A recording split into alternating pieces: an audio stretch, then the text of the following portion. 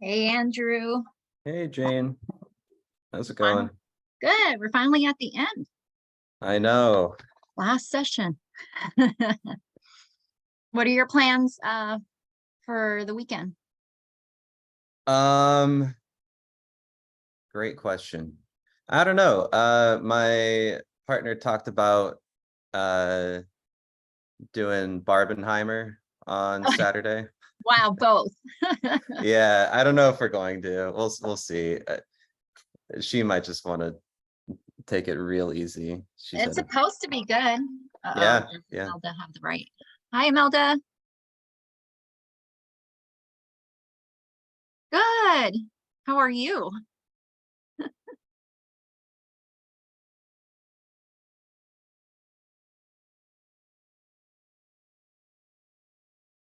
Right. Are you in the waiting room?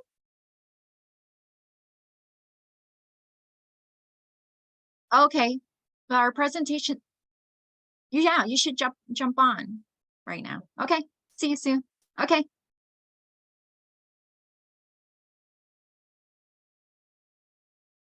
What Sorry. about So you? Oh, no, you should go see it. I've been hearing such great reviews on it. yeah, yeah, for both of them. Yeah. Yeah, for both movies. But no, we're going to go. Yeah, it's been a little bit overwhelming. We're going on to Mexico tomorrow morning. Oh, And so this week it's been like, but AR papers are due on July 31st. We start up the academic year with the orientation on August 7th. mm-hmm. I'm just like been slammed with a lot. So I feel bad because my mind hasn't been wrapped around. I mean, I've been attending the conferences, but when it comes to this session, I'm like, I don't know what I should do. Mm. Everybody's have been so good. So we'll see. We'll see how I'm, many people I'm show up. I'm sure it'll be great. That's Um, good. Um, where in Mexico are you going? Mexico City, and then Oh, oh, have you been? my mom's from Mexico City. Oh, really? So we used to go every year. It got a little too No expensive way. after a while, but Yeah. yeah, yeah. We still go Never every once in a while. I never been, so I'm excited to go. We're only going, so our total trip is only 6 days because I actually have to work next Friday in preparation for the start of the school year. So I can only squeeze in like Saturday to Thursday. Oh, So we're gonna go to yeah. Mexico City and Puerto Vallarta because I want city and I want resorts. Relaxing. Yeah, Yeah. yeah. But in the city, we're gonna do super touristy things. We're gonna go to Hmm. the Centro Historical Yeah. district, and we're gonna go to how do you say it? Chapultepec Park. Chapultepec. Yeah, Chapultepec Park.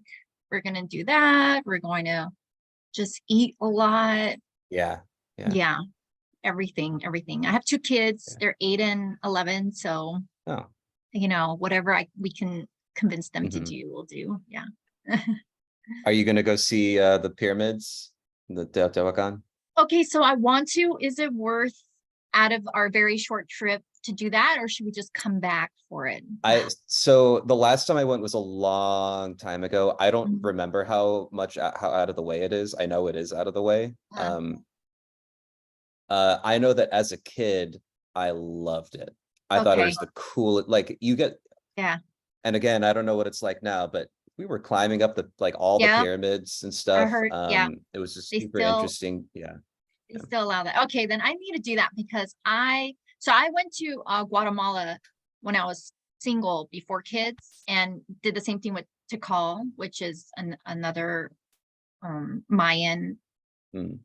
civilization where we could climb up all the temples and things like that. So I'm I would love to do the same. Um, um, okay, gonna definitely do that then. It's about they said about an hour and a Okay. half, depends on traffic. Hi, Erica. Hello. How are you? All right. Andrew, does it start at 12:40 or It 12:50?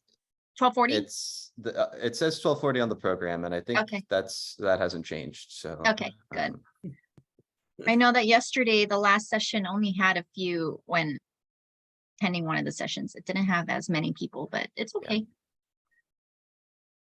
Good. We can have definitely more whole group conversations then instead of True. being in breakout rooms. Yeah.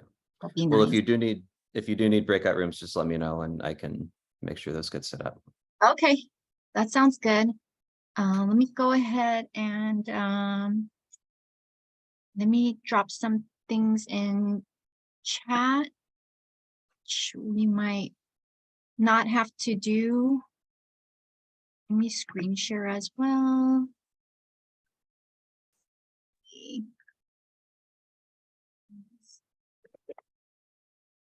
And I did drop all the materials or resources into the resource folder if you want to follow along with the slides.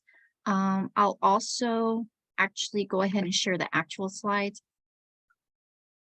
I had converted them into PDF to make it easier for everyone, but let me go ahead and share.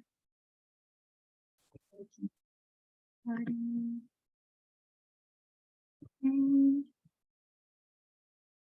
I'm gonna go ahead and drop in. Initially, I was thinking we would do Jamboard, but actually, if we have a more intimate, I prefer to just have conversations. So that, so I think I have everything up. And I could put the Jamboard link as well. I guess we won't use it. Yeah, we'll see. Imelda. We'll see. Hi, Imelda. Big Hi. day for you. Yeah, for reason I had in my head, it was a little, but no, I'm glad I'm here. My son has actually moved out today. He got a job in San Francisco as a field. Bye. I spent the whole morning packing the U-Haul. Wow. You just barely showered and are ready to. Yeah, I'm like, I'm here. Yes. Yes. It's a lot. It's a lot. It's all good. And that was a big U-Haul truck he's driving up there. Yeah, for an apartment. So Mhm. yeah, he and his brother are carpooling. They're that's nice. They're accompanying each other the drive up. We Love couldn't go today because as you all we have a lot of work on our plate right now, my husband and I.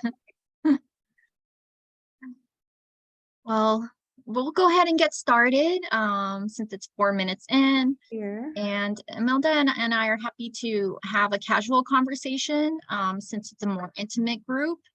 And I'm recognizing a lot of faces from all the other sessions. So I feel like we've already had a lot of the conversations that Imelda and I were going to talk about. So we're going to go ahead and just let you all dictate which direction for us to go.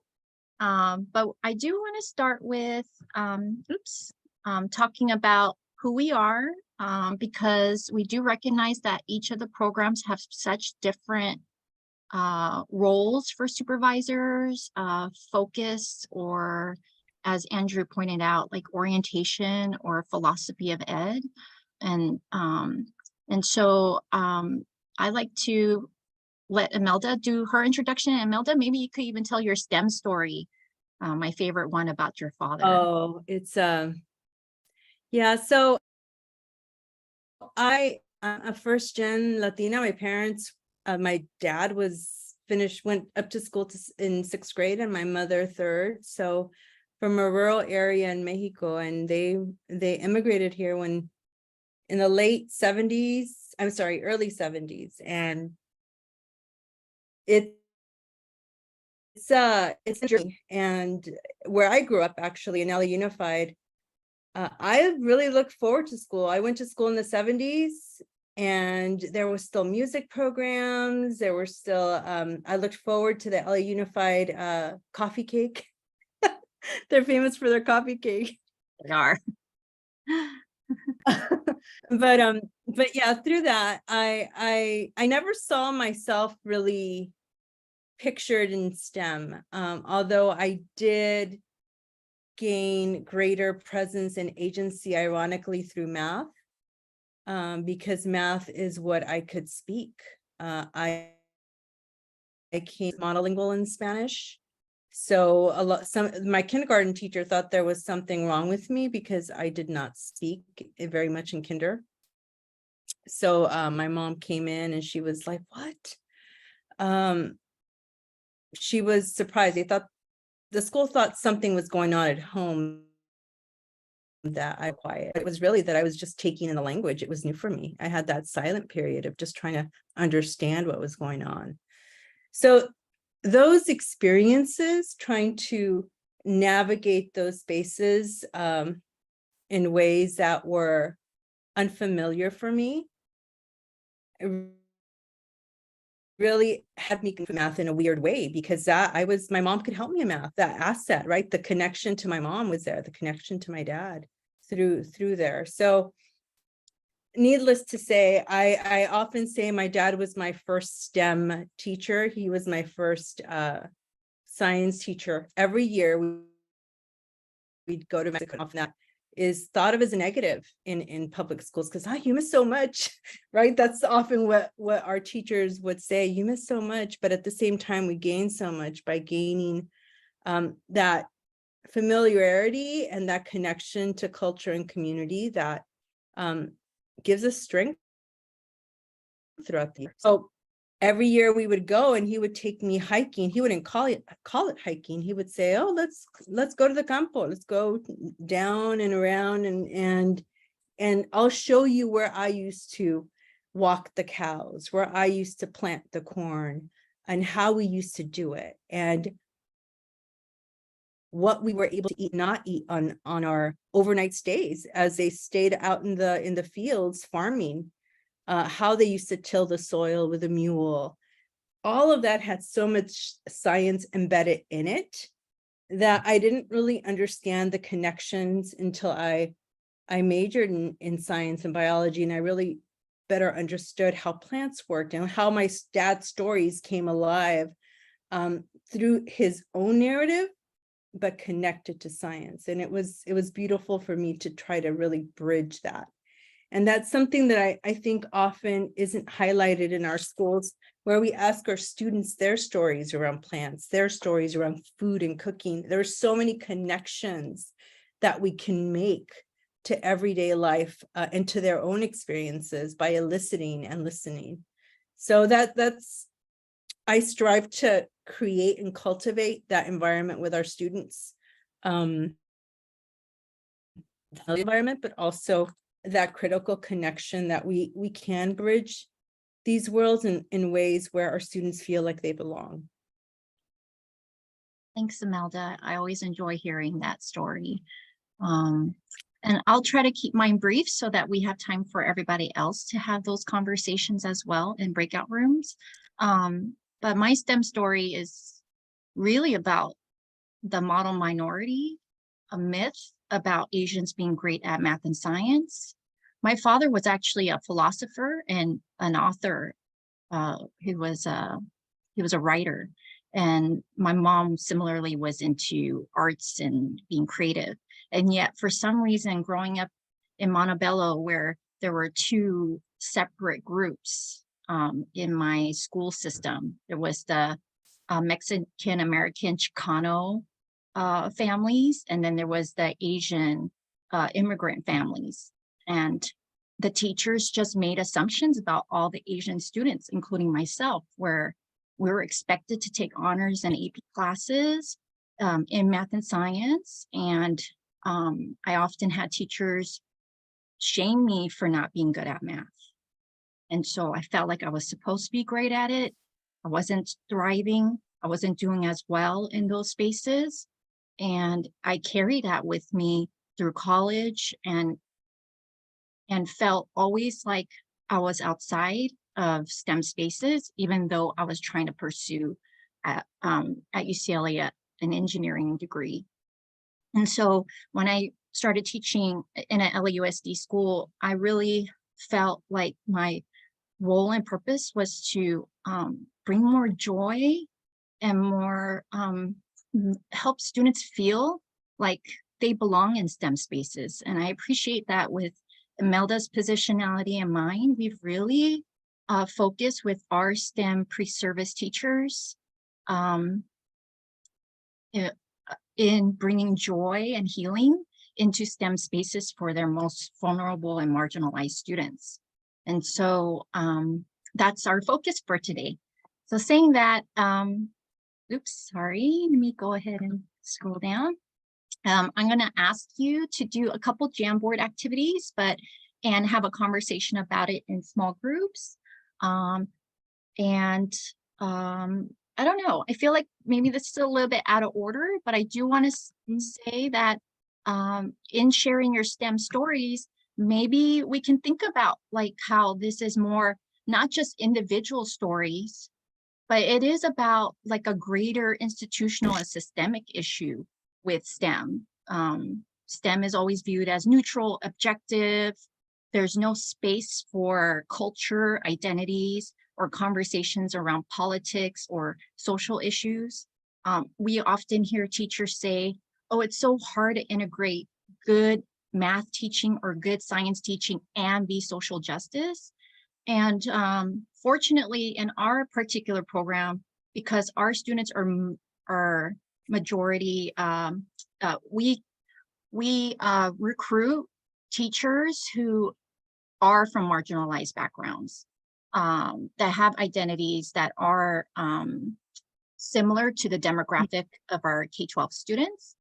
And we have found that our student teachers also require time to heal and think about how STEM has harmed them. So although they're going into math and science teaching, it's incredible the kinds of exclusion they felt in K-12 and college spaces as STEM students themselves. So we like to think of our purpose is to advance civil rights within STEM education, just like Robert Moses was an advocate for that.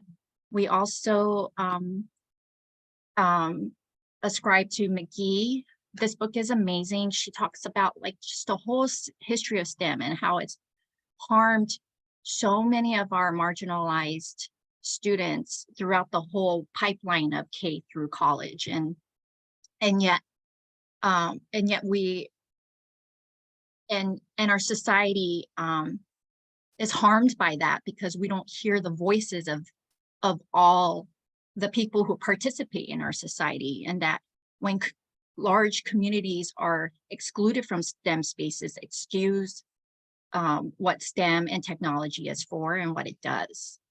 And then also, I think this was brought up earlier, was it, I don't know if it was Lorena, but about abolitionist teaching.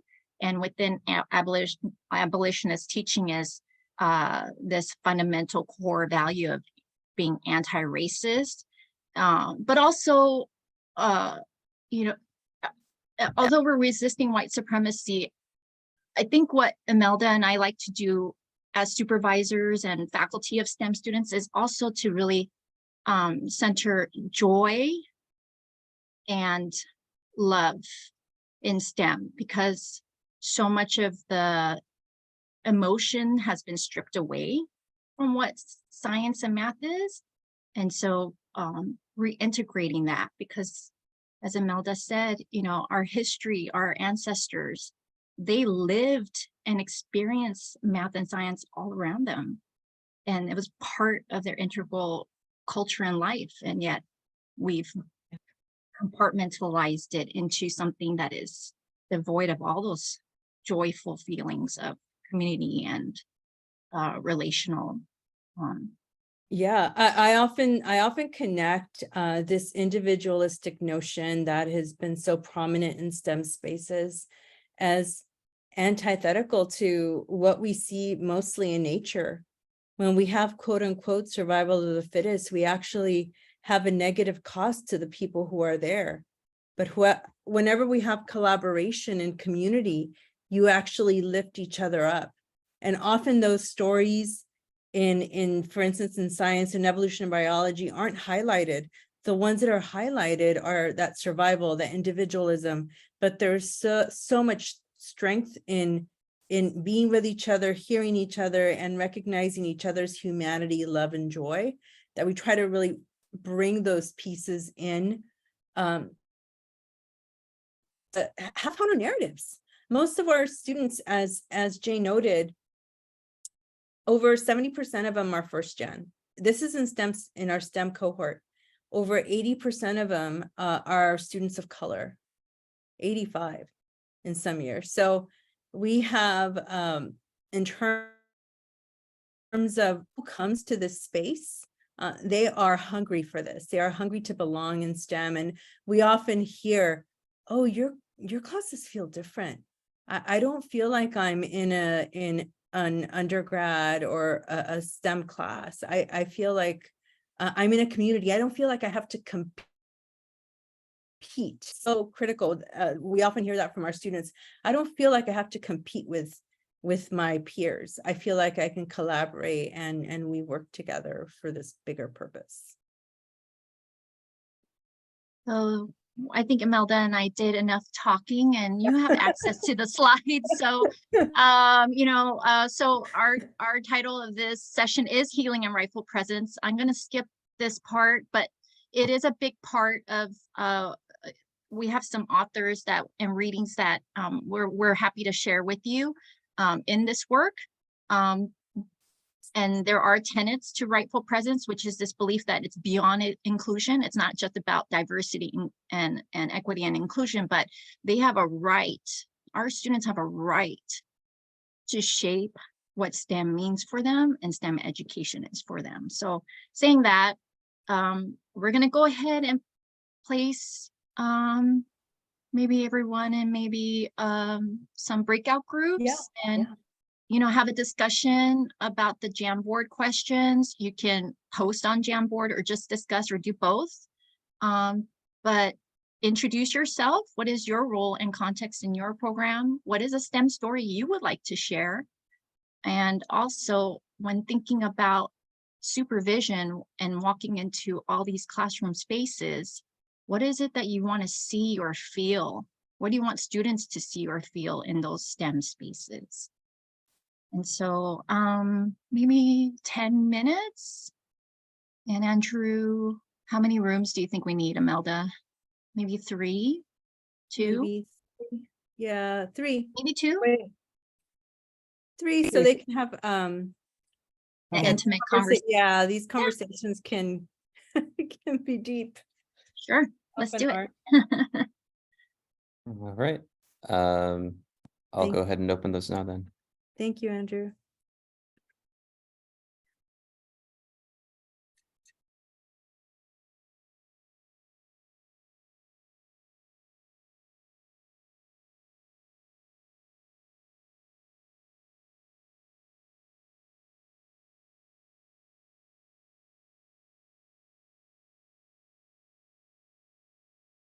Hi, Michelle.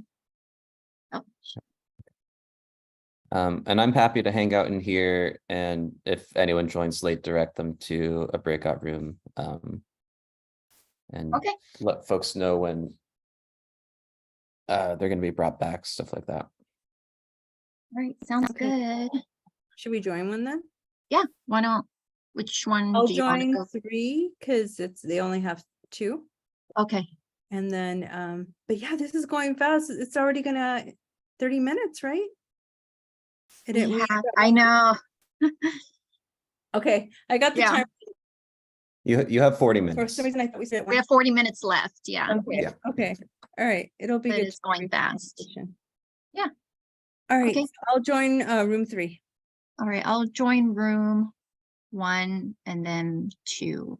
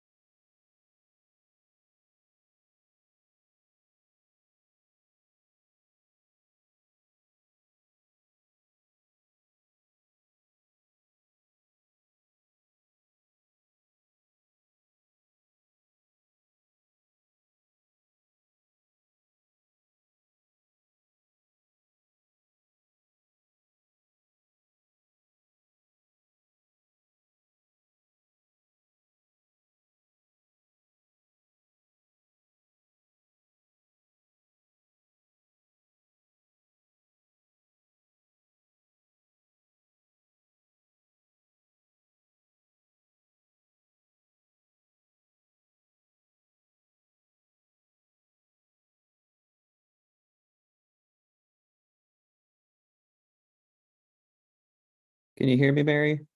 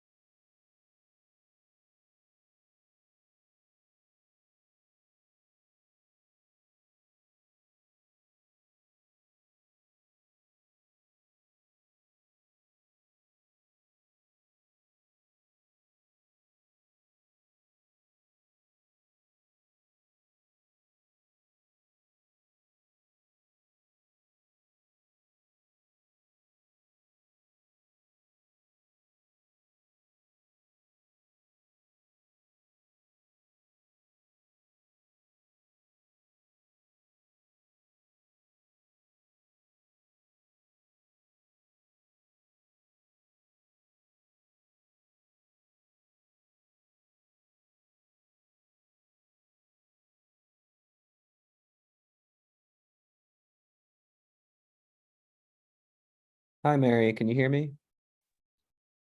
Yes, I can hear you. Wonderful. All right. Glad those Zoom issues were resolved. So right now folks are in some breakout rooms.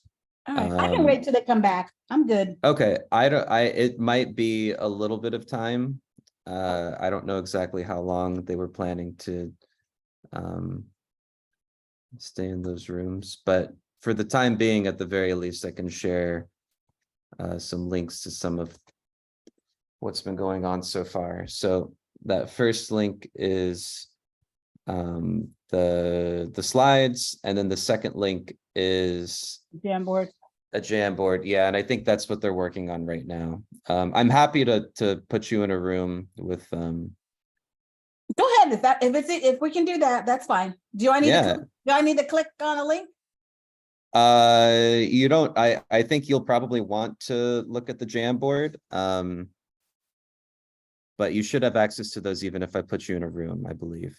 Okay. The link So, should still be okay. there. I'll wait for you to put me in a room. Cool, sounds good. Thank you. Yeah, absolutely, thank you.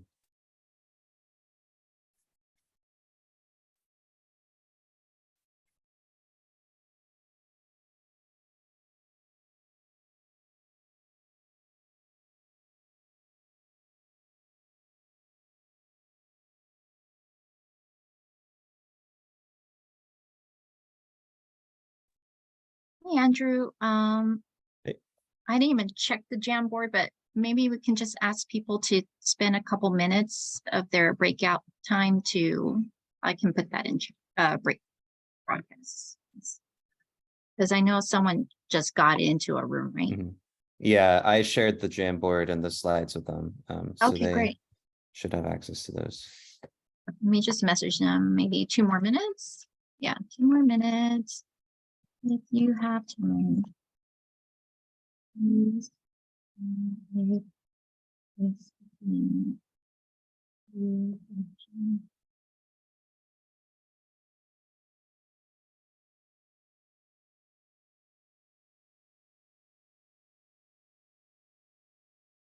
What's your STEM story? The one I usually describe is so I was a math teacher, but I didn't really like math a whole lot until I was like in my 20s. I started recognizing like, oh, this is just like kind of formalizing the ways I think about things already in a lot of ways. And sort of very selfishly, I thought, I don't think math is being taught right, like in K through 12. So that's why I ended up becoming a math teacher. But that's a very, I think, specific and like discipline specific injustice, I guess. And It is, I am especially white. math. Yeah, like I'm white presenting at least, and like if I am from like one of the most privileged groups, and I find that math isn't really Mhm. working for me, like what does that say for everyone else that like has even more obstacles and barriers to overcome? So Absolutely, 100%. It really is. Like when Robert Moses said that he talks about how he was a civil rights leader and he made major advancements, including with the Constitution and civil rights. But in a lot of his talks, he talks about how math is the last place that he has not felt like he's won civil rights for Black mhm, mhm. math. So it's one of the most challenging spaces I find when it comes to equity and social justice, right? Yeah. I assume I don't want to make assumptions. Have you read Rochelle Gutierrez's work? Yes, I have. And why do you bring it up? Oh, just like conversations around like, very specifically math is a discipline that like we see as like politically neutral, and it's Yeah. probably going to take a lot of work to disrupt that idea. Yes. Yeah. It's interesting because I work with math and science pre-service teachers, and science folks, they get it. They're like, well, you got to make some shifts. Math folks, they're like, but math, like you said, is politically neutral. So you're asking us to do additional stuff besides teach math, and they separate the two things. Yeah. Right? So Yeah. that's a good point you bring up. Yeah. I don't know. But let's see what people say. It's interesting because in the room, I stayed in room 1 because I realized that some of them were former math teacher. One was, and I was about to leave, but when the other person started speaking, she was like, I don't know anything about math and science. Then being a supervisor of that, what is that like, right? Mhm.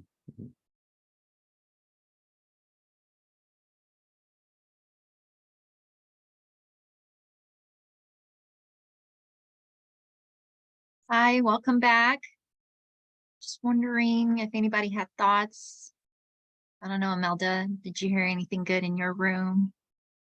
A lot of great conversation. Everything from really having us as educators try to put ourselves in our students' shoes. Gwen noted how someone was doing professional development and they came in and asked them about them liking school, and a lot of teachers have positive relationships with school, not all, but many of them, and really having them think, well, what about your students? Do they like school, right? And really having them think about that connection of how might we develop a space where they find joy in themselves in that classroom space. Lorena, I didn't get a chance to pop into your room. Did anything come up in your space? Oh, we had a great conversation. I was with Johnny and is it Lisa? And Johnny was sharing some really cool rehumanizing mathematics stuff. So I wondered he should probably talk about that. But Lisa was also talking about arts and integration of, ideas, body, mind, all sorts of big things that are possibilities, right? Real possibilities. Tell me if I captured those. Oh, Johnny, you shared an article that I think Andrew was just talking about, right? Oh, thank you, Andrew. I shared it because I was at a math talk. Rochelle Gutierrez essentially started this notion of rehumanizing mathematics, and I shared that I went to a talk of hers and went to speak to her afterwards. And all three of us, Lorena, Lisa, and I, all have humanities backgrounds. We like to be the rounded kind of people who care about lots of different things. And so after Rochelle's talk, I went up to her and we didn't really have a full conversation, but I asked what might STEM people learn from how the humanities are taught. And that's in all the things about joy and just about expression. The idea in the humanities is not everybody makes the same thing, not everybody makes the same path. I was sharing that when I was learning to do the arts, it was always about people gathered around a table making things that mattered to them and talking about things that they cared for, and nobody had to be like anybody else. And that was something important. Thanks, Johnny. So important that and as Andrew had said, it's about making math political when for so long they've said that math is not political. Yes, it is. It's political every day. The choices that we make as math teachers, we're making political decisions every day. And so I appreciate Johnny and Andrew bringing up Rochelle. Michelle, you said something too in our breakout room that I thought was interesting about your personal story, STEM story, growing up. I talk so much, honey, so you have to forgive me. I I do. I'm so blessed to be able to talk for a living now. Great, was it a story about my father? Yes. Okay. I live in Ventura County. We came to Ventura County from Iwakuni, Japan. I spent my elementary years going to Department of Defense schools in Iwakuni, Japan. My dad was in the Navy. He was the very first African-American parachute rigger, made 64 parachute jumps, packed people's parachutes on airplanes all over. And it's an amazing story because he said, people never ask or question that there's an African-American man packing your parachutes. There was never a question of color when your life is on the line. And you pack 2 chutes, you have 1 jump chute, and you have 1 backup chute, in case people didn't know that. But yeah, I grew up in that environment. And so going to school, I was always kind of told and pushed to the side, like, girls don't get math, and Black girls especially don't get math. It's not part of us, and we don't understand it, and toned on and on and on. And I'm thinking, well, that kind of goes against what's happening at home when I've been to my dad's parachute loft at Point Magoo and seen him doing this leader. I mean, you cannot pack a parachute without having some kind of mathematics background, deep background. So it kind of was that kind of conflicted. Spent a summer when I first started teaching way long time ago in the early 80s at Tri-County's Math Project at UCSB. Learned that I was math phobic, relearned how to enjoy and embrace and incorporate mathematics through storytelling. I'm an avid believer that you can teach anything through children's literature, storytelling. Went back and myself and 2 other colleagues created a K-8 professional development for the whole district, incorporating math concepts using the math standards and children's literature throughout, work with the librarians at the school sites and language arts teachers, those kind of things. We can teach anything, I believe, through a wonderful story, piece of children's literature. So that's why I've kind of relearned mathematics, and I share with my teacher candidates, do not be afraid. It's learn how you learn that subject best. And I think especially as we're told growing up that we're not good at something, or your people don't matter, or you don't know, that kind of thing. That's a bunch, excuse me, that's a bunch of crap. And, but yeah, you have to embrace your own learning and story and kind of do a self-discovery as we do with any of these topics. So I hope that's kind of what you, I talk so much. And I'm babysitting today. So, so I'm doing well to remember all of that. So thank you, Jane. Thank you. Thank you. Oh, that's great. Anybody else wanted to add anything to the conversations you've had? I think Erica also, you noted that self-discovery, kind of like the archaeology of self. Oh yeah, Celia Ruiz. Yeah. In terms of, looks like Lisa wanted to talk too. Well, now you're making me laugh, because the archaeology of self, I just had this here in California thought of, well, you can either do a doctorate or you can have therapy. Like it requires an archaeology of self down to how you learn and distilling then for yourself, what is your comfort zone of learning versus what you have an affinity for versus what brings you joy and or terror. Like those are, turns out, all different things. Had no idea. Took that level of like distilling to get there. So we could probably save people some time by telling them to do one or the other going forward. I don't know, but it's just a joy to think about differentiated learning and in a dynamic and three-dimensional way. And sometimes I hear that conversation in a very small box. And when I think of the arts, I think of differentiated learning in terms of the expression of it and demonstrations of understanding in a much bigger box.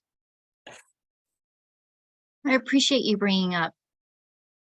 It is. So we have found that our student teachers that they actually come with math and science degrees, undergraduate degrees.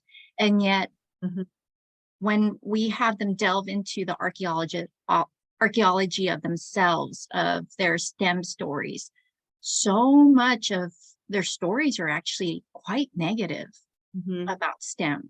And yet they want to be STEM teachers. And this is something that they find that is a therapy moment for them, and realizing that it's not their fault that they had these experiences. They actually truly internalize blame. They thought it was them. They thought it was because I'm not smart enough or I'm not good enough, and they realized that that was not the case, that they needed to stop blaming themselves, because otherwise they're going to do the same things to their own student, right? That they're going to think that it's their students' fault that they're not doing well in these STEM spaces, and not really critically thinking about what is the problem. It's this greater institutionalized oppression that we do to our students in STEM spaces. And how do we then resist that oppression and reimagine a different way of teaching and learning math and science? And then what's our role in that as supervisors then?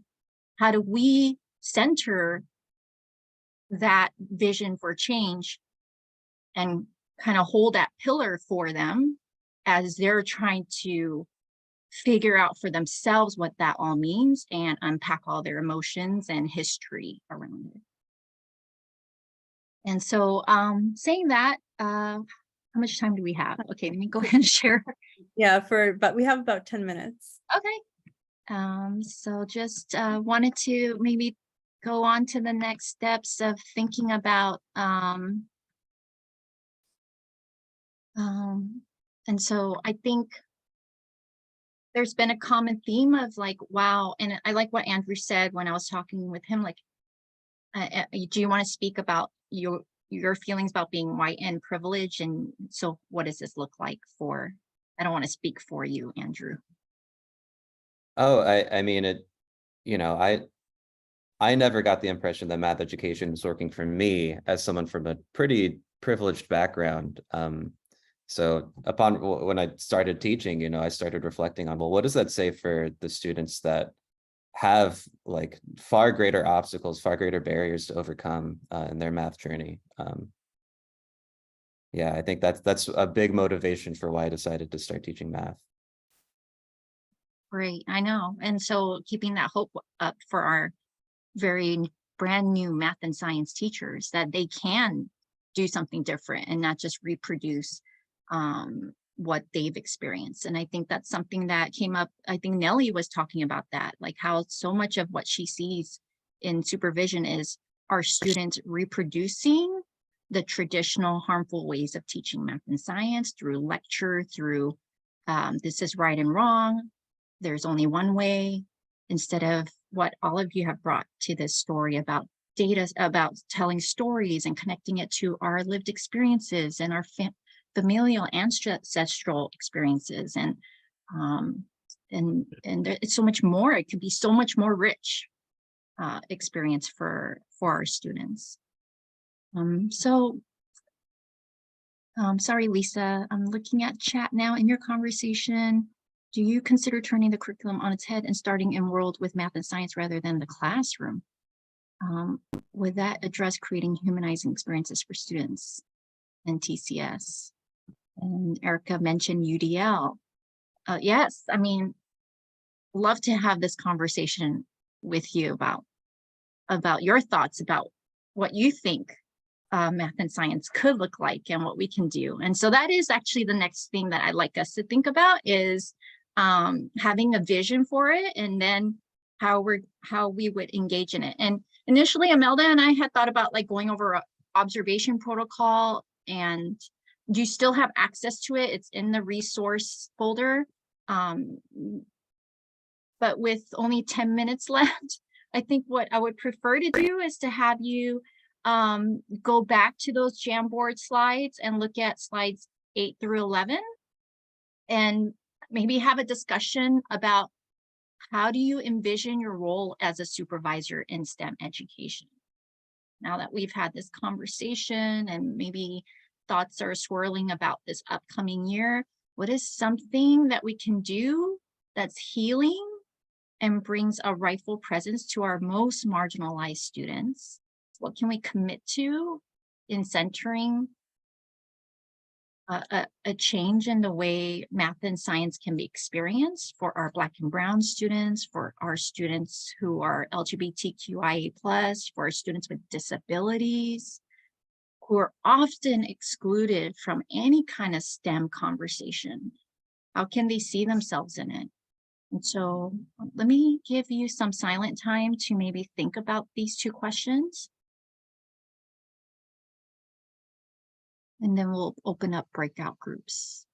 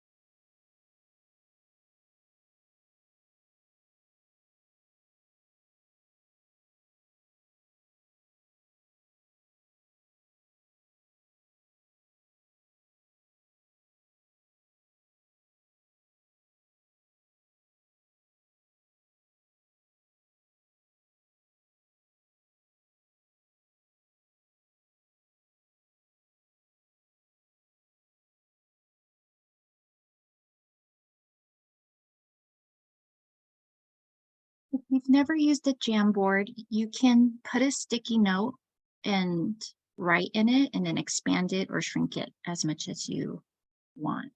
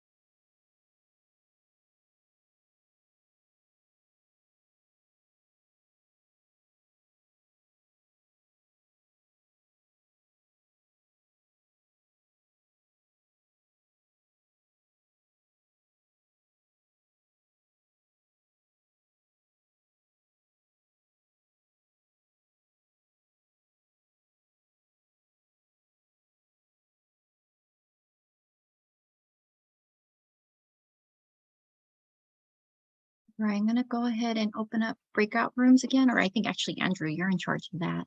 And we have only a few minutes left, so maybe, I don't know, 5 minutes to just think about what is one commitment we can make specifically for our STEM spaces and our STEM students. Yeah, I appreciate the what can we do? I often think oh my God, the system, it starts with us, right? It starts with every single relationship and who we are in relationship to where our students are.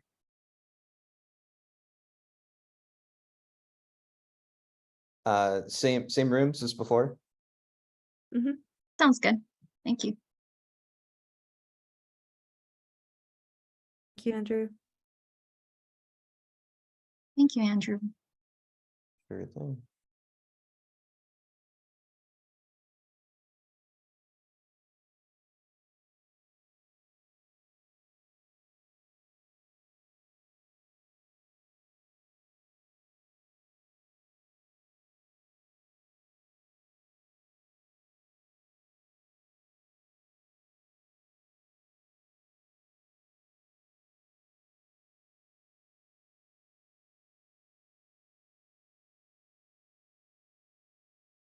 Interesting, Andrew, because in your session, I felt like there were only 3 people posting on Padlet. And Yeah, same thing here where I think they don't know how to post. Is that what it is?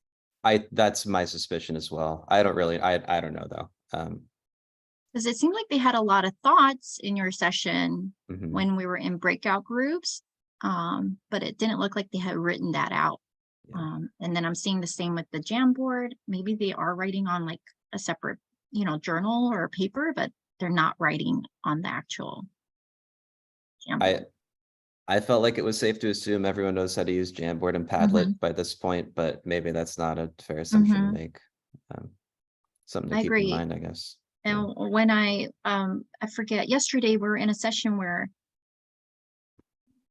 it was a conversation in our breakout group about basically, and I didn't realize this, that a lot of supervisors are actually retired educators, and which means that they're well past in their 60s, right?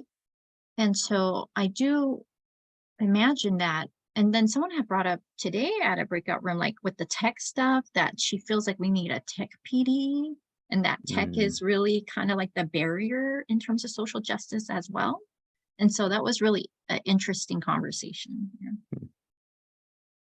Interesting. Yeah. something that we Ooh. should consider. I just noticed Nellie's in a room by herself. Oh, no. Yeah. I'll go in there and then we're gonna have to close out anyway. So I'll let you Yeah. close us out. Okay. All right. Okay, sure. Should I bring everyone back at like 1:39? Yeah. Yeah. Something like that? Okay, okay.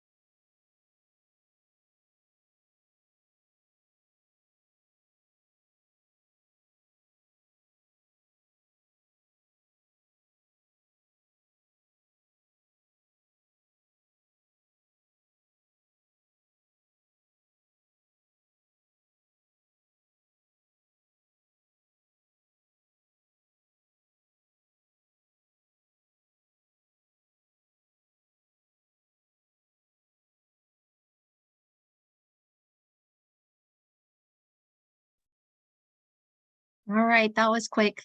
And we have run out of time.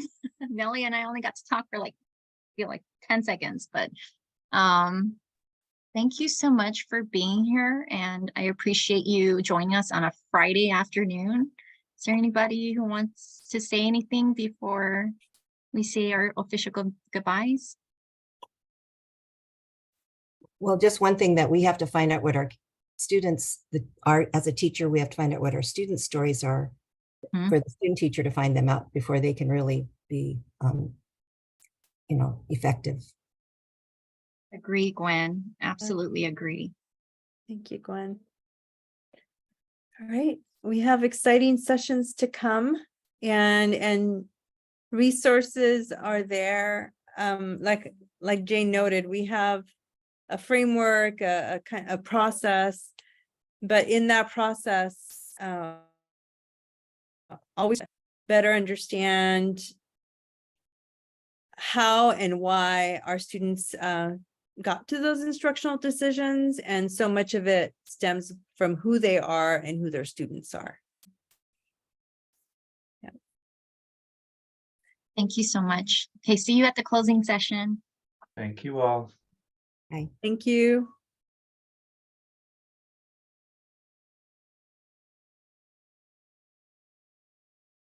All right, see you, Andrew, Johnny, Lisa. Oh, Lisa, you're muted. Quick question. Sure. Just a curiosity about, I've always thought that it's going to be artists who are going to redefine what the tests look like, because tests are still attached to funding. And you're making me think about how to invite STEM people into that conversation. Pulling from your genius about how those don't look like this and that. How do we broaden our understanding of demonstrations of understanding of students to help shift this? Well, Lisa, that makes me think about, hey, why not even go bigger? Why are we siloed? Why is it that humanities is over here, STEM is over here, and we make decisions separately all the time? I think ego, unfortunately, is one of the variables. People get with their stuff and then they're like, that's my stuff. And if we can have that cocktail party and get rid of that circle of siloing, that'd be a start. But I'm curious to think more about what the other variables are that are more addressable and objective, if you will. Absolutely. Or institutional hurdles that we put in our own way. Absolutely. I agree.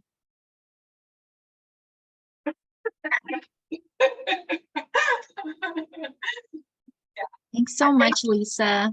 I will appreciate think on your that. contributions, and yeah, hopefully the session was, I don't know, it's something that I grapple with every day is what is my role for STEM? Because it's such a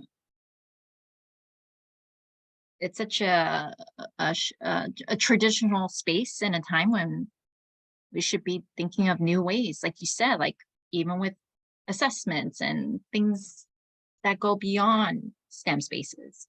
I mean, I think we're two houses of like, how do we know what we know? Mm-hmm. Us wanting to learn, and then how are we going to pay for this? Like, those are real and different, unfortunately. Right. So yes, that bigger, broader thinking I think is useful to us. Yeah, I don't know. You're making me think about my education question, which is different than STEM, but it was a tension in that I went to private schools in New York City, and then I came to San Francisco and I went to public schools, and nobody at the public school, it was an under-resourced school, and nobody was happy. And that question has stuck with me my whole life. Like, the principal doesn't want to be here. The teachers don't want to be here. They're paying chocolate to do not a lot of work. The students really don't want to be here. Right. And fights are in the bathrooms. There's toilets with heads in the toilets, with people in the toilets in the girls' bathroom. Nobody wants to be here. I don't understand that. So that's always been sort of my leading question.